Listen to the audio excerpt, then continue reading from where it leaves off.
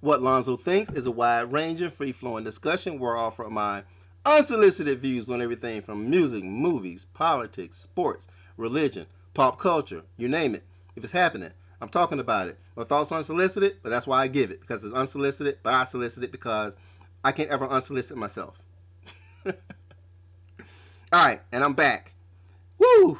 All right, it's been a minute. Glad I'm back. If you missed me, great. If you didn't miss me, why didn't you miss me? All right, Michael Jackson, Leaving Neverland. Have you seen it? If so, what are your thoughts? I'm about to give mine. Okay, first of all, I'm going to jump right into this thing. But first of all, um, please take a look at my show. I did The Conundrum of Michael Jackson. It's available on my channel now. Please take a look at it. It's a great precursor to what I'm about to say now with everything that happened with the whole Leaving Neverland controversy. Okay, so if you've been under a rock or on the planet Mars for the last few weeks or whatever, and haven't heard about Leaving Neverland, I'm going to fill you in real quick. All right, Leaving Neverland is a documentary which details Michael Jackson's relationship with two boys in particular, or now who are grown men. Two boys, their names are Wade Robson and James Safechuck. Now, Safechuck and Robson both accuse Michael of having, or allegedly having, sexual affairs with them, which amount to sexual assault because they were both minors at the time of the alleged incidents. So that is the basis of Leaving Neverland, is discussing their interactions with Michael, their relationships with Michael, their family's interactions with Michael, and the aftermath, and how their relationships with him kind of went, how the relationships went, and the impact that it had on their lives. And it is a 4-hour documentary split into two parts. It aired on HBO. I think it actually premiered last weekend, and I did watch both parts A and B, or parts one and two. I watched one and two in one night. I watched them both. I watched part one with my wife, and I watched part. She fell asleep, and I watched part two by myself. Either way, Michael Jackson Leaving Neverland was some engrossing stuff. So if you've seen it, I really want to find out what you thought about it and things of that nature. Because right now I'm going to just basically wax and give my thoughts on the whole Michael Jackson phenomenon and everything that went along with it. Now, if you have checked out my show, The Conundrum of Michael Jackson, you kind of know exactly my feelings about him.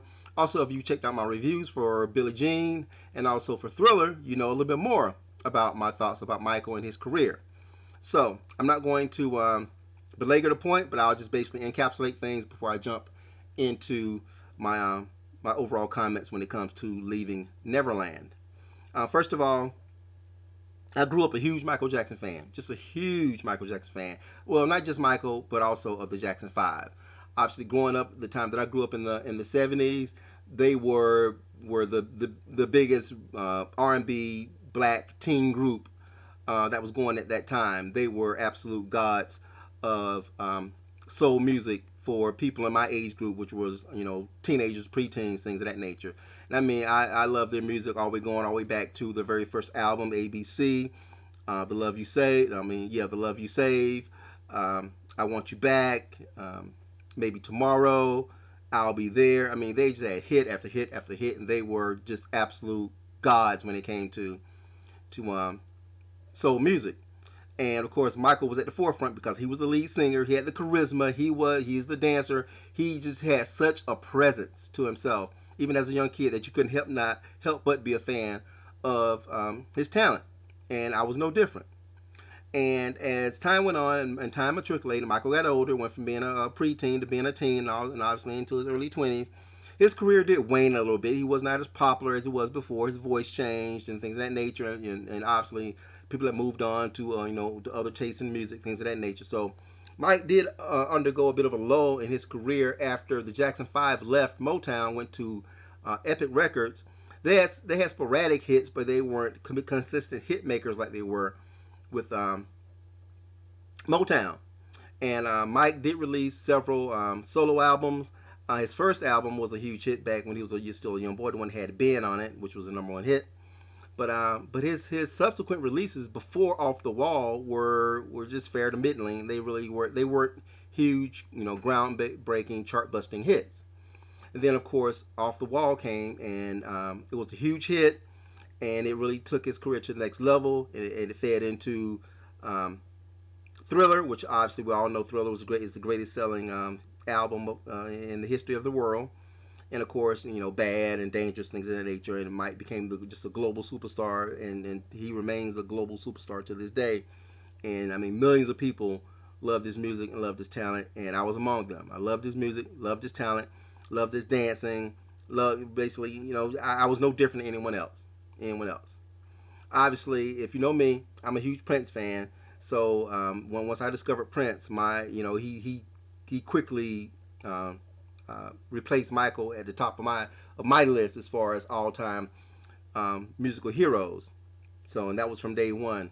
So I was definitely on the Prince bandwagon. So as Michael's career matriculated through Billie Jean and Thriller and everything, I was still more focused on Prince, even though I still loved Billie Jean, Thriller, and Off the Wall. Just my feelings for Prince were just that much stronger when it came to my appreciation of Prince's talent and overall character was greatly surpassed that of Michael's. Okay, so that's my take as far as my fandom when it came to Michael. But at the same time, as me personally, just as a fan, I can't speak for anyone else. I can only speak for myself. Just me personally as a fan, as I grew older and as Mike began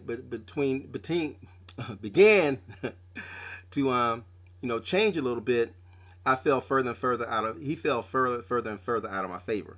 I'll just be blunt and say that. The whiter Michael became, the less I liked him as a performer. Still liked his music, still liked his videos and everything. I just didn't like it as much.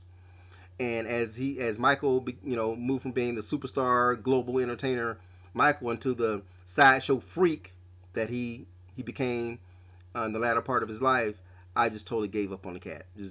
I just tried to even, not even accept the fact that he even existed anymore. So, Leaving Neverland. So to watch this documentary, it really brought back memories for me, because I do remember back in the early 90s when Mike was first accused of sexual assault, and there was a huge controversy and media coverage and everything, and Michael eventually settled out of court for over $10 million with his accuser. Even back then, I believed that he was guilty, that he had done something wrong, and after watching Leaving Neverland, it did nothing to change my opinion of Michael and his involvement with young boys.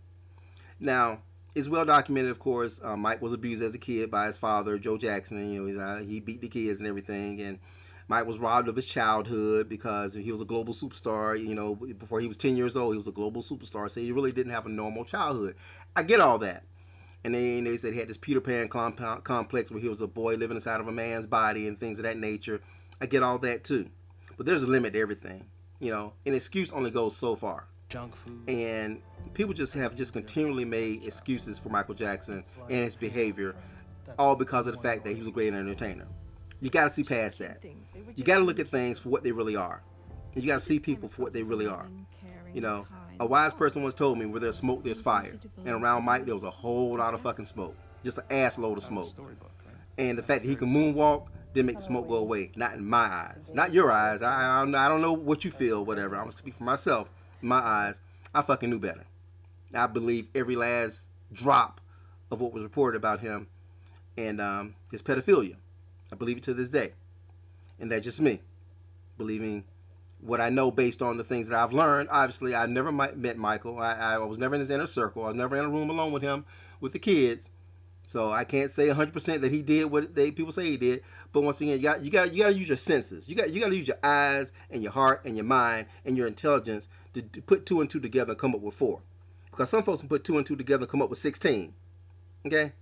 So, and I believe that Michael's accusers are the folks that come up with 16.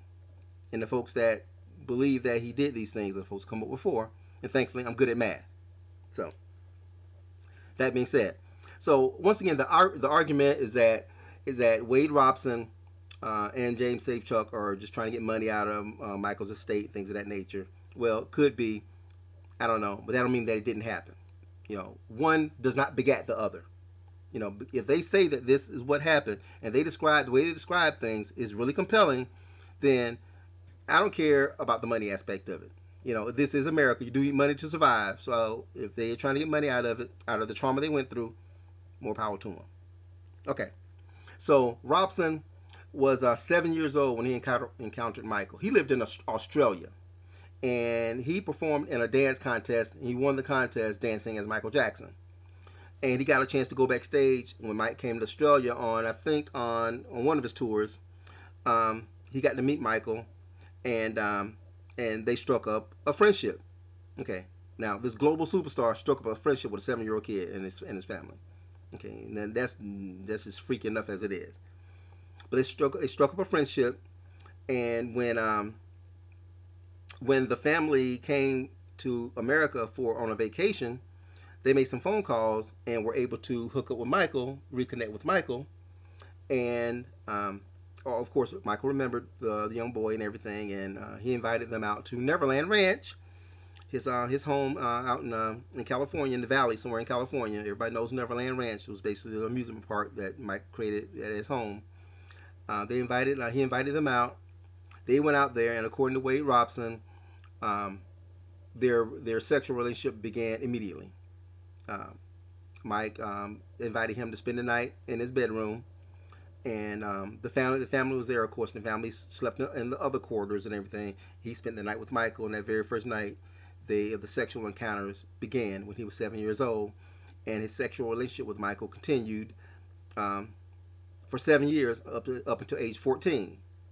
Now I'm truncating things, but the night that he stayed with Michael, the first night and everything, the family stayed there at the ranch for a few days, and then the family went to Arizona, I think, to the Grand Canyon, continuing their vacation.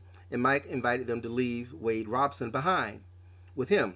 And of course, Wade wanted to, because he was a huge Michael Jackson fan, and he's with his idol, and of course, it's Michael Jackson. So the family agreed. They left Wade with Michael, and they basically had sex all week while the family was gone. And when they came back, he still didn't want to leave. He wanted to stay with Michael, but of course, he had to go back to Australia. And when he was in Australia, Michael called almost every day. They would talk on the phone. He set up 6 hours on the phone. Mike would talk to the family. He would talk to Wade. He would send them faxes, fax after fax after fax, which they showed Michael faxing him and just professing his love for him and things of that nature, and just basically courting this young boy. And in actuality, Mike asked the mother if she would leave the child with him for a year in L.A. And of course, she said no. She took him back to Australia with her because, of course, Michael wanted to obviously, keep the relationship going and have the boy there with him still, versus them being a world apart. But Mike continued to ask them to move out to L.A. and he promised to help young Wade with his dance career and things of that nature. Finally, the family gave in. The mother actually left the father and moved the family to Los Angeles to be near Michael. When they got there, Mike acted like he didn't even know him. And he had basically moved on to, I guess, other young boys or whatever, as they described. And the family struggled, but eventually they made a way for themselves out there in Los Angeles. And the boy would periodically see Michael. And he said every time they got together, they would have sex. And this went on up until the age of 14. Mike did not help him with his career in the manner that he thought he would. Mike did some things, but he did not do it at the scale that he said he would do. And of course the young boy and his family struggled. They, their living conditions were not as promised, things of that nature. But through it all, whenever Mike did contact them, he would get together with them and they would have sex. So and that's Wade Robson's story. Now, Safechuck, his story was similar and different. Safechuck lived in L.A. as well, and he actually was the kid from the Michael Jackson commercial. If you remember the one, it was a Pepsi commercial where young boys like going through the dressing room, like he gets into Michael's dressing room, he's like trying on Michael's clothes and all that kind of stuff. He's like in awe of being the room is empty. And at the very end of the commercial, Michael shows up and surprises the kid. Well, that kid was James Safechuck. and that's how he met Michael. The first time he met Michael was on the set of that commercial, and they struck up a friendship. And Safe Chuck was 10 at the time, so they struck up a friendship with obviously James and Michael, and also with James's family, to the point where the family would actually go to Michael's house, pick him up, take Michael back to their house, and Mike would actually spend the night at their house with James. They basically having sleepovers at these people's house. Now this is worldwide superstar Michael Jackson. He would actually sneak out of the house in their car, like laying down in the back seat, so I guess the paparazzi wouldn't see him or whatever. He would spend, days and days and days. And the mother describes it as Michael being another son. And she would do his laundry. He would have chores, and he would have dinner with them. He would actually he was like living with them. And they would go out into the neighborhood, go for walks, things of that nature. Obviously, like at night where he couldn't be seen, but that was his relationship with them. And James, of course, described as the friendship grew, the sexual activity began with him as well, and their relationship grew to a point where they were in love with each other. And he actually described it where they actually had a mock wedding ceremony with rings and everything between he and Michael. And he actually went on tour with Michael. He was the kid that would be dancing, I think, during the Bad performance on tour. That was the little white kid who dressed up like Michael. That was James Safechuck with Michael Jackson, and he described their relationship going on for several years, same as with Wade Robson. Now he did not know Robson at the time that this was going on. So if you think about it, these things were happening basically simultaneously. He was kicking it with Safechuck and Robson at the same time, but obviously they did not know about each other. So if you put the timeline together, their timelines kind of dovetail with one another, and Michael's behavior. Once again, these are all allegations made by Safechuck and by Robson in the documentary. Obviously, they're giving their word. They're showing as much evidence as they can show. Of course, they have photos of Michael at the Safechuck house. Obviously, the faxes and everything, and photos of Robson with Michael. So they were actually with him. So we know that for a fact. But as far as what happened when the doors were closed, we don't know. But they do describe in some detail similar things. And like for example, the way Mike had his house set up, where if someone was approaching his room, there would be bells going off, so he would know. They would go through these drills to where they would get dressed real fast.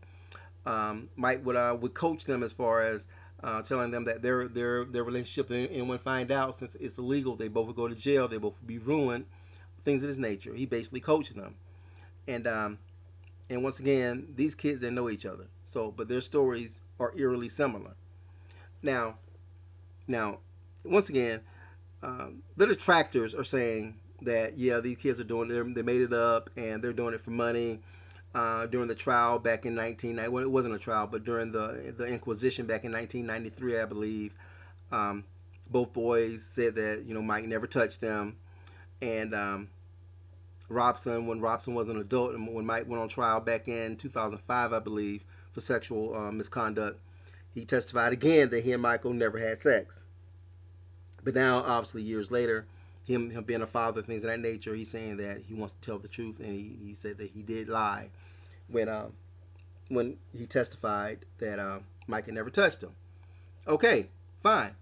I mean, he admitted to lying. Now he's telling the truth, and I believe him. I just simply do, because once again, I try to look at things in an objective manner, and if it quacked like a duck, then damn it, it's a duck. It's not a goddamn moose. Okay, so think about it. And I've said this many a time to many different people. Back in 1993, I think it was a kid by the name of Jordan, I forget his last name, that accused Michael of sexual misconduct. Mike paid him off. Upwards of over $10 million he paid to settle the allegations out of court. Mike was a millionaire, multimillionaire, one of the richest performers on the planet. I don't care if you're a billionaire or if you're broke like me. Nobody's going to pay anybody $14 million, if you didn't do anything wrong. $14 million is a lot of money. It's not chump change. I don't care who you are. I don't care if you're Warren Buffett. $14 million is still $14 million. That's a lot of goddamn money. Okay? And if somebody accuses you of doing something, you know you didn't do it, you don't buy them off. You defend yourself. I honestly believe that. And if you buy somebody off, what you're saying is that, yeah, you got me. I don't want this thing to go any further. I'm going to buy your silence. Here's some money. Go away. I'm not going to admit to anything. You're not going to admit to anything. The terms will be undisclosed, will not be disclosed. Let's move on. And that's what happened with Michael. Okay? Now, he did go to trial back in 2005, and he was acquitted because, once again, in large part because Robson testified that he did not do anything wrong. Like people like Macaulay Culkin and Corey Feldman, and just to name a few, those are some of the famous people that he had relationships with as kids, but they said that nothing happened between them, and there's no reason to dispel their truth either. If they say it didn't happen, then damn it, they're sticking by that, then damn it, it didn't happen. Just because it didn't happen with them doesn't mean it didn't happen with Safe Chuck and with Robson and with Jordan. Okay? Because if you go through the annals of this whole Michael Jackson fiasco, there were like dozens and dozens and dozens of kids that came through there. It wasn't just Safe Chuck Robson, Jordan, and Macaulay Culkin and Corey Feldman. There were like dozens and dozens of kids. So and it wasn't just these three guys, Jordan, Safe Chuck, and Robson, who said Michael did things. There were some other kids as well. So everybody's not lying. Everybody's not lying. And regardless of that fact, Mike was a grown-ass man. A grown-ass rich man. Mike was a good-looking guy. Even with all the freak stuff as far as his face and all the plastic surgeries and everything, he was still a good-looking guy up until the point, at the end where he looked like a goddamn skeleton. But, during Billie Jean, Bad, Thriller phase, whatever, Mike still, was, a good-looking guy. And you're rich and famous. You have any woman you want. Or man. Even if you're gay, any man you want. 18 years old or legal, should I say.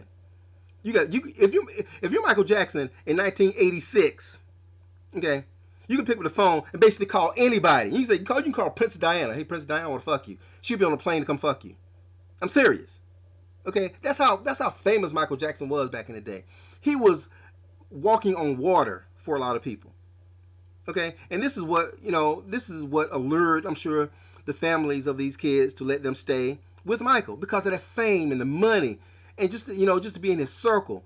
And he would take you out and spend all his money on you and just lavish you. I mean, anybody would fall victim to that. Fame is a powerful drug.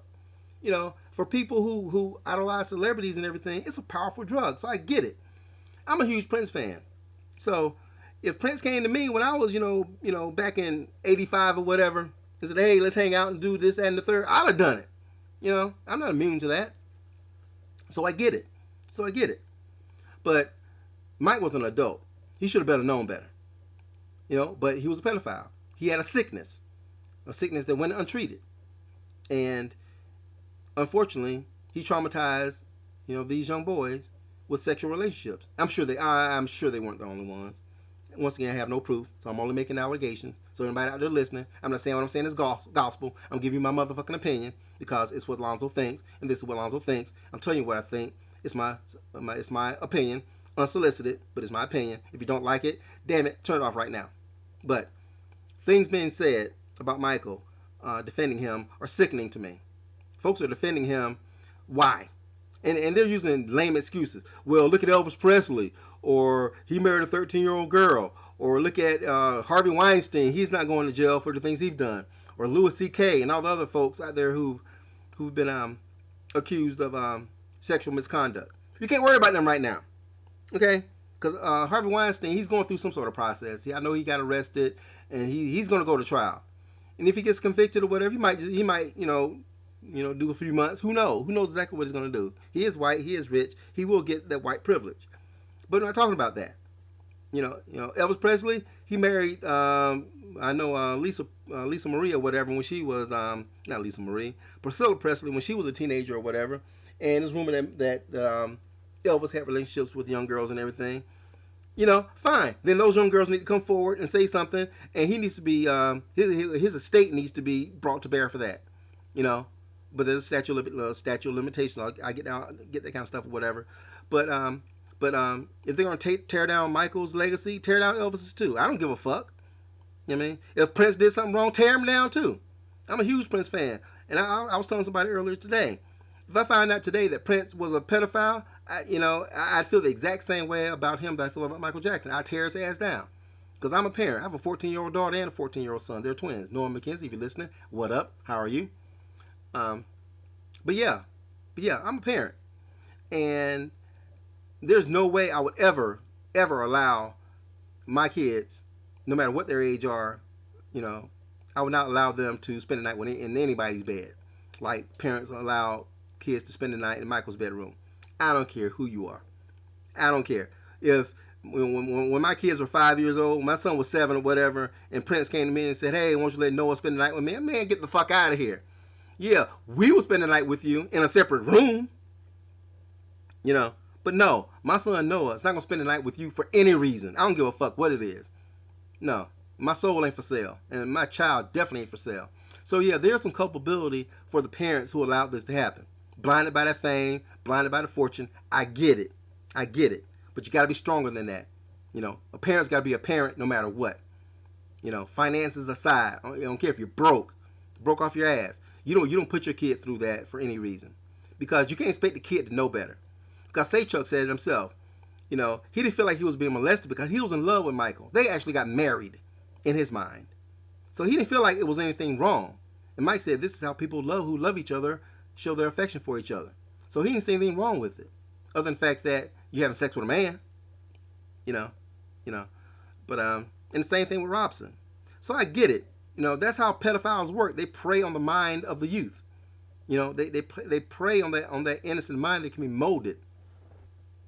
And that's exactly, it appears, as what Michael did. So he has to be brought to bear for that. His legacy must be brought to bear for that. So they were saying, well, Mike's dead, he can't defend himself, so on and so forth. So the fuck what? It don't mean that it didn't happen. Okay? Just because you're dead don't mean that the things that you did when you were alive can't be questioned or brought to bear. Same thing with Prince or Bill Cosby or whomever else. I don't give a fuck who it is. I give a damn who it is. I don't care if it's somebody who's not famous. I don't care if it's a guy who works down the street at the fucking car lot or whatever. I don't give a fuck who it is. Okay? If you engage in that type of behavior, then damn, you need to be brought to bear for it. Period. I don't care. So, what do you think? Have you seen Leaving Neverland? If so, what are your thoughts? Do you believe Michael did it? Do you care that Michael did it? And if he did do it, do you think his legacy needs to be assassinated the way that it is? I say yes. I say all the things that would have happened to him if he was alive today and convicted of the things that he's accused of should still happen now. He should not be able to cash in his estate. The leeches that now protect his estate should not be allowed to profit off of the earnings of a pedophile. There should be some sort of penance that needs to be paid. Of course, Mike can't defend himself in the court of law. Well, I take that back. He did defend himself in the court of law. And he did defend himself by buying somebody off. And to me, that's a smoking gun. So once again, like I said, you don't pay anybody, millions and millions of dollars for something you didn't do. You fight that shit. If you're going to blow that money, blow it on your legal defense. Okay? If your legal defense is going to cost that much to get you off the hook, damn it, pay it to your legal team to get you off the hook. Don't pay it to that person that accused you of doing it and you know they're lying. You don't do that. You defend yourself. Okay? And I'm not a rich person. I'm not a multimillionaire, and I probably never will be. But I guess I can say this because it ain't my money. But just knowing my demeanor and how I feel about things, if I did something wrong, I would never, ever, ever admit to it. I'm sorry, let me take that back. If I didn't do something wrong and I was accused, I would never, ever, ever stop fighting for my innocence if I knew I didn't do it. And I would never, I don't care if it was 14 cents, I would never pay anybody millions of dollars for something I didn't do. Just wouldn't. I pay it to my legal team to make sure that I get my just due, but I would never pay it to the person that accused me. Ever. Ever. Just wouldn't do it. And that's my opinion. So what are your thoughts? Once again, did Michael do it? I want to hear your argument. Respond below. Hit me up on Twitter at What Alonzo Thinks. Email whatlonzothinks@gmail.com. Comment below. Please subscribe. Sign up for your notifications. I do get a lot of responses. I do appreciate it.